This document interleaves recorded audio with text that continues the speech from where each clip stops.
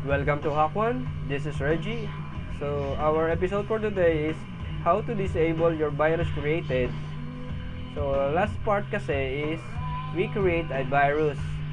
So, now, ipakikita ko naman sa inyo kung paano nyo i-disable yung virus na ginawa nyo. So, sa mga hindi pa nakakapanood, ito yung virus na ginawa namin. So, system shutdown. So, we create a timer before your computer shutting down. 9 minutes. After 9 minutes, magsha-shutdown na yung buong system nyo. So, kahit ano gawin nyo dyan, kahit Control-Alt-Delete kayo, system and task, nothing gonna change. So, very simple lang para ma-disable nyo yung virus na to. Just go to your start program, run, and type